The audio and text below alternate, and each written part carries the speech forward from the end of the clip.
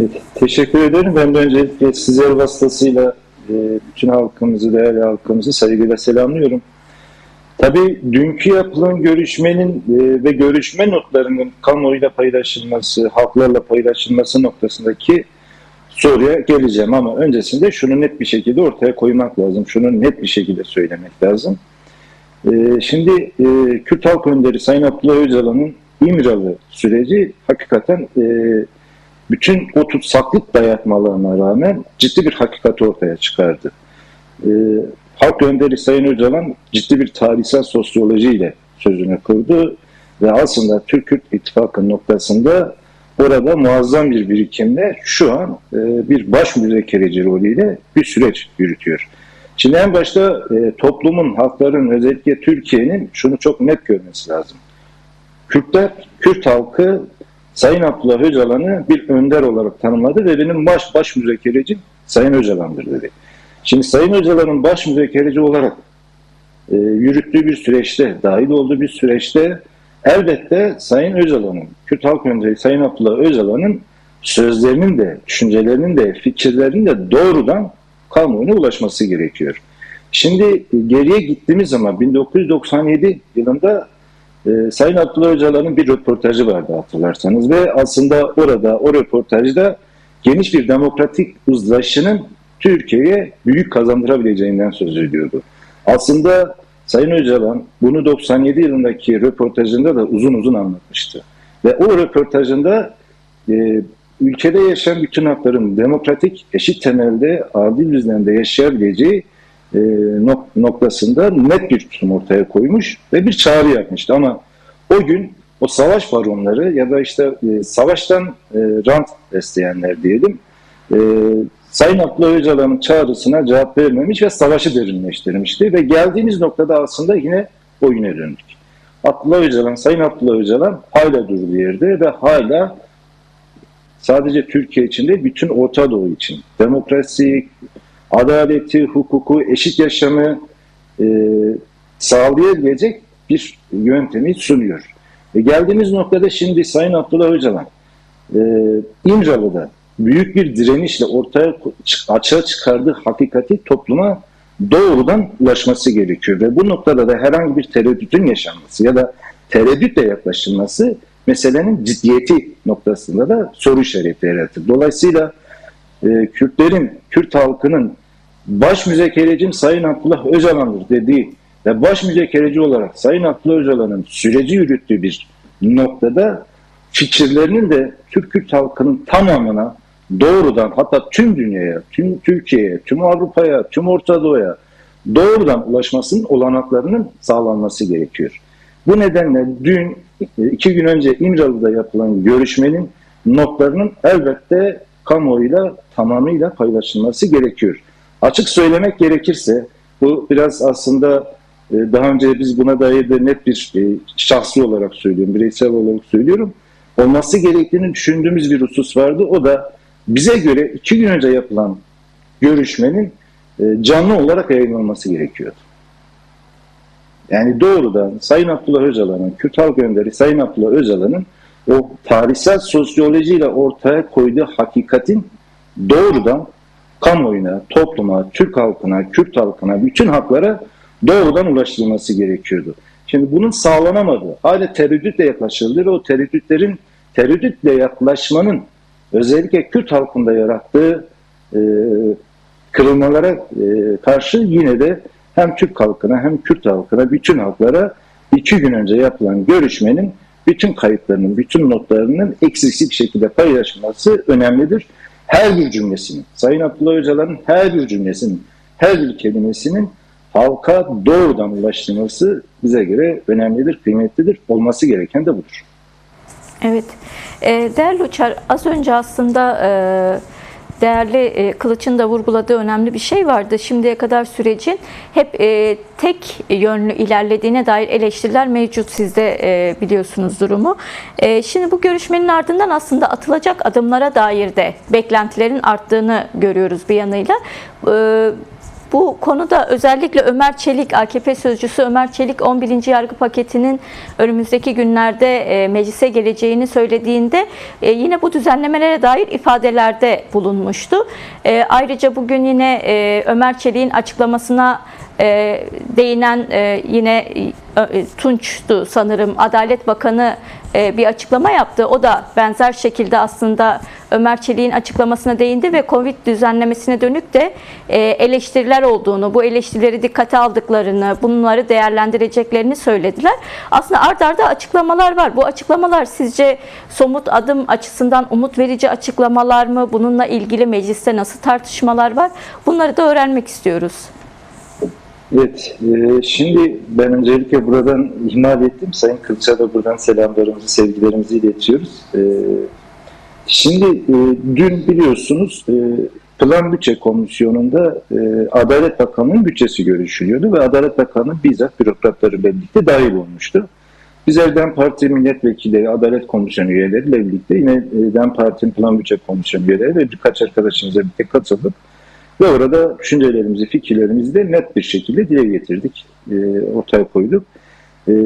11. yargı paketi ve 12. yargı paketi diye kamuoyunda bir paylaşım söz konusu ve yine dün Kılıç'ın da bir açıklaması vardı ve Cuma günü meclise 11. yargı paketini sunacaklarını söylemişlerdi. Şimdi tabii en başta şunu söyleyelim, biz 11. yargı paketinin içerisinde net olarak henüz ne var bilmiyoruz. Bize yazılı olarak sunulmuş değil.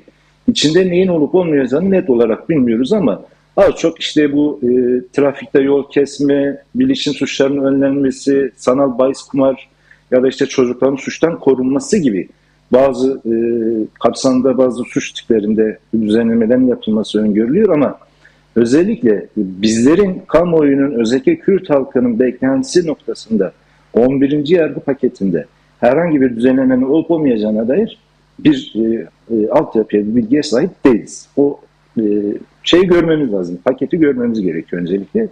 Tabii burada şunu da belirtmek lazım. Şimdi bir yandan bu süreç yürürken bu sürecin birden fazla ayağı var. Elbette bir yandan biz özgürlük yasalarını, entegrasyon yasalarını konuşacağız. Tabii bunu konuşabilmek için illaki bir mecliste kurulan komisyonun raporlama sürecini tamamlayıp o raporunu sunmasıyla birlikte açığa çıkacak bir durum olacak ve o zamanlar bizler hem entegrasyon yasalarını hem de özgürlük yasalarını çok net bir şekilde tartışıp konuşabileceğiz ve belki de yasal süreç başlatılacak ama öncesinde hükümetin en azından toplumun da bir beklentisi olarak atması gereken adımlar noktasında yapması gerekenler vardı. Şimdi 10. yargı paketinde hatırlarsınız biz onun muhalefetini de eleştirisini de çok yoğun bir şekilde DEM Parti olarak yapmıştık. Hukuk Komisyonu, Adalet Komisyonu olarak yapmıştık.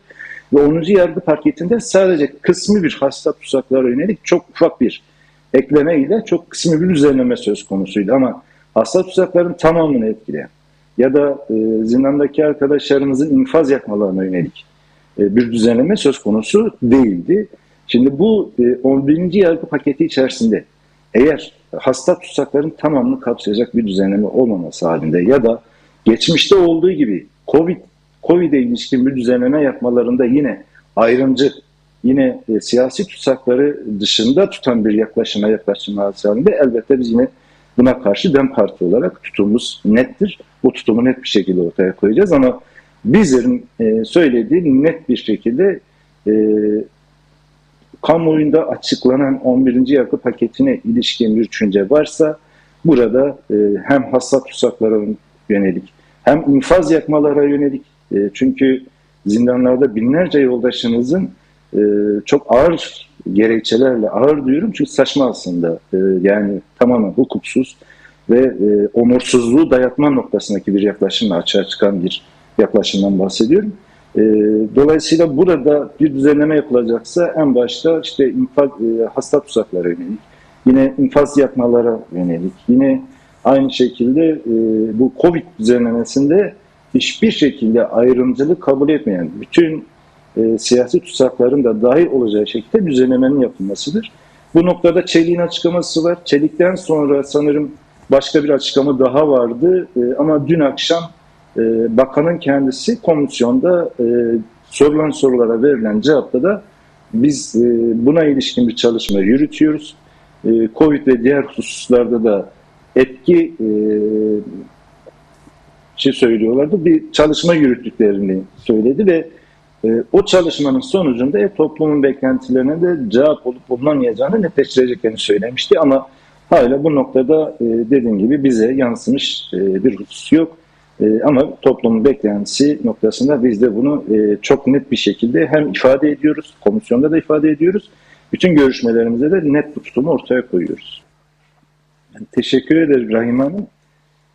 Şimdi şunu söylemek lazım. Evet, Adalet Bakanlığı yetkilileri, bakanın kendisi ya da işte bu noktadaki düşünceye sahip olan herkes Türkiye'de, ülkede adli makamların sayısının artıyor olmasını ya da adliyelerin sayısının artıyor olmasını ya da işte dosya sayısının çok fazla olmasını ve buna karşı işte adliyenin işleyişini şöyle yaptık, şöyle düzene koyduk, şunu yapıyoruz, bunu yapıyoruz demesini her ne kadar bir başarı olarak görüyorsa aslında hakikaten böyle demokrasisi gelişmiş, demokratik ölçütleri gelişmiş bir toplumda adliye sayısının fazla olması aslında doğru değildir, iyi bir şey değildir. Çünkü adliye sayısı fazla olan bir toplum, sorunları fazla olan, kendi öz sorunlarını çözme yeteneği olmayan toplumlardır. Şimdi özgürlükten ve demokratik ölçülerden uzak olan bir toplumun adliye sayılarının fazla olması orada aslında çok fazla sorun olduğunu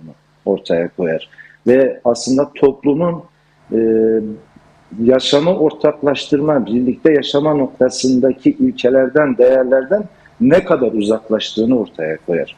Şimdi tam da bu noktada Sayın Öcalan ahlaki ve politik toplumu tanımlarken kendi kendine yetebilen, öz iradesi güçlü olan toplumlar olarak tanımlar ve kendi sorunlarını çözme noktasında da ahlaki ve politik toplumun inşa edilmesinde topluma önemli bir görev yükler.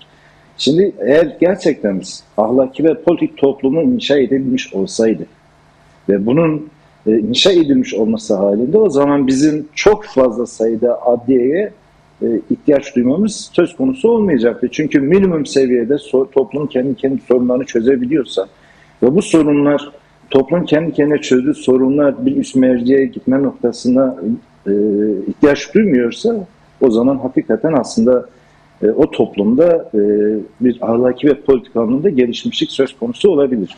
Dolayısıyla burada esas alınması gereken çok fazla sayıda adliye sayısı değildir. Ya da işte dosyaların sayısının çok fazla olması değildir. Burada esas olan toplumun gerçek ihtiyaçlarına cevap veren, toplumun kendi kendisini yönetebileceği ve öz iradesi güçlü olan toplumu inşa edebilme meselesi. Bunu sağladığımız ölçüde biz o zaman başarılı olabiliriz. Dolayısıyla biz bunu dün de komisyonda açık bir dille ifade ettik. Oradakinin bir başarı olmadığını, esas başarının toplumun kendi sorunlarını çözebilme noktasında ortaya koyduğu ilkeler, esaslar olduğunu söyledik. Mesela Rojava örneğini çok net bir şekilde verebiliriz. Rojava'da hayata geçen model bugün aslında bir yargı makamına çok fazla ihtiyaç duymuyor. Çünkü toplum kendi ihtiyaçlarını kendisi çözüyor. Toplum o ilkeleri, esasları özümsemiş ve ahlaki ve politik toplumun inşası noktasında ciddi bir seviyeye ulaşmış. Dolayısıyla orada esas olan toplumun kendi sorunlarını kendi çözebilme noktasındaki iradeyi ortaya koymasıdır. Toplumu güçlü yapacak olan da budur. Esas olan çok fazla adliye sayısının olması değil. Esas olan hakikaten burada toplumun kendi sorunlarını çözebilme noktasında ortaya koyduğu iradedir. Ve ahlaki ve politik toplumu inşasını sağlayabilmektir. Beklentimiz de toplumun bu noktada hareket etmesi, ülkenin bu noktada hareket etmesi ve politikaların bu doğrultuda geliştirilmesidir. Evet, değerli Uçar, gerçekten dünkü bütçe görüşmelerinde özellikle yapılan sizlerin yaptığı açıklamalar, yaptığınız, paylaştığınız veriler gerçekten çok önemliydi. Bu verileri de yine konuşmaya devam ederiz ama yine sizin konuşmanızda önemli bir vurgu vardı. Biraz aslında orayı da konuşmak isteriz. Yani siz özellikle sürecin ufkunun demokratik toplum olduğunu ve siyasi tutsakların özgürlüğünün de bu ufukla ilgili olduğunu söylediniz aslında. Yani demokratik toplum ufkuyla ilgili olduğunu söylediniz. Biraz burayı açabilir misiniz acaba? Tabii aslında bu yeni söylediğimiz bir şey değil. Biz bunu daha önce de sıkça söyledik. Genel kurulu konuşmalarımızda da ifade ettik.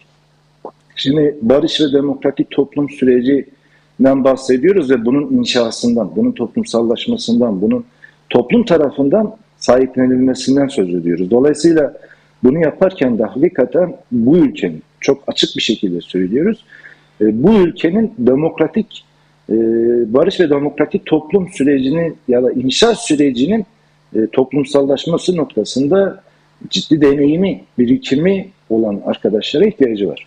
Şimdi zindanlardaki arkadaşlarımız bu noktada muazzam bir derinliğe sahip. Zindanlardaki arkadaşlarımızın her biri zindanları bir akademiye çevirdi. Ve orada hakikaten onurlu yaşamın esaslarını ortaya koydu. Tarihsel bir hakikati ortaya koydu ve bunu koyarken de bütün hayatlarından, yaşamlarından vazgeçerek bunu ortaya koydular. Şimdi bütün kaygılardan arınarak bunu ortaya koyan, bu iradeye sahip olan bir iradenin bu sürece de öncülük etmesi gerekiyor. Ve gerçekten de bu sürecin ufku demokratik toplumdur. Demokratik topluma ulaşabilmek için de ciddi manada özellikle zindanlardaki arkadaşların iradesine, onların mücadelesine, onların özgürken katkı sunabilecekleri bir sürece ihtiyaç vardır. Bakın şimdi mesela dün de bir örneğini gördük. Kılıç arkadaşımız da çok net bir şekilde ifade ediyor. Zindanlardaki arkadaşlarımızın bir an önce özgürlüklerine kavuşmaları noktasında. Şimdi 30 yıllık bir arkadaşımızı düşünelim. Zindanda 30 yıl esir tutulmuş. Hadi bir 6 ay daha infazı yakılmış. Hadi bir yıl daha infazı yakılmış. 3 yıl yakılmış. Yani sizce o arkadaşların infazı 6 ay daha yakıldı, 1 ay daha yakıldı. Sizce o arkadaşların umurunda olabilir mi? O arkadaşlar sizce bunu umursuyor olabilir mi? Hayatından vazgeçmiş. 30 yıl boyunca orada bir irade ortaya koymuş. Muazzam bir derinlikle yaklaşmış. Ve o yaklaşımın sonucunda idare tutup işte o gözlem kurulları mı diyoruz, ne diyorlar, paralel mahkemeler sıfatını gören o kurullardan bahsediyorum. Pişman mısın dayatması yapıyor. İyi hal noktasına bir yaklaşım ortaya koyuyor. Yani şimdi sen hayatından vazgeçen, 30 yıllık muazzam bir derinliğe sahip olan ve bu toplumun inşası, barış ve demokratik toplum sürecinin inşası noktasında ciddi bir irade ortaya koyabilecek olan kişiden pişmanlığı nasıl bekleyebiliyorsun? Yani bu hakikaten bu onursuzluğu dayatmaktır. Bu başka bir şey değildir. Bu onursuzluğa karşı hakikaten bizim savunacağımız şey elbette arkadaşların infazlarının yakılmaması, bir an önce özgür olmalarıdır ama arkadaşların en çok da derdi ben 6 ay daha yatarım hiç önemli değil ama önemli olan oradaki o iradenin görülmesidir. Ve o irade orada muazzam bir derinliğe ulaşmış olan arkadaşlarımızın bu sürece öncülük edebilecekleri bir sürecin yaratılmasıdır. Bakın Halk Önderi, Kürt Halk Önderi Sayın Abdullah Öcalan komünel örgütlenmeden bahsediyor. Komünel örgütlenme aslında birçok yönüyle bizim şimdi adliye kısmında da komün yapılanmamız ilerleyen süreçte bir çözüm olacaktır. Onu söyleyelim. Ama komünel örgütlenme noktasında bunu derinliğine bir yaklaşımla ortaya koyabilecek, bunun mücadelesini yürütecek ve bunun örgütlenmesini sağlayacak arkadaşlar elbette ki arkadaşlarımız için zindandaki arkadaşlarımız ve bu iradeye sahip olan arkadaşlarımızdır. Dolayısıyla bir yaklaşım ortaya konulurken bu sürecin içerisinde arkadaşlarımızın, zindandaki arkadaşlarımızın doğal öncü oldukları, barış ve demokratik toplum sürecinin doğal öncülerinin zindanlarda esir tutulan arkadaşlarımız olduğu görülmeli ve bu doğrultuda hareket edilmelidir. Yani biz bu süreçte elbette şunu söyleyemeyiz. Çok yapılmayan şey var. İktidar tarafından tek taraflı yürütülen bir süreç var ama şunu da görmemiz gerekiyor. Türkiye tarihi açısından aslında muazzam bir 2 gün önce yapılan görüşme gerçekleşti. Bu Türkiye tarihine geçmiş bir görüşmedir ve muazzam bir gelişmedir. Bu barış ve demokratik toplum inşasının da en büyük kaynağı olmuştur. Şimdi esas olan bu süreci, barış ve demokratik toplum sürecinin inşasını, komünal örgütlenmeyi, yeniden yaşamı örgütleyebilecek ve Halk Önderi Sayın Öcalan'ın o zihniyetinde olan bu toplumla, bu ülkede yeni bir sözleşmeyi hayata geçirme noktasında arkadaşlara ihtiyaç vardır. zindanlardaki arkadaşlar bu derinliğe muazzam bir şekilde sahiptir. Onların öncülük etmesi gerekir ve bu noktada da arkadaşlarımızın bir an önce özgürlüklerine kavuşması, bu sürece öncülük etmeleri gerekiyor.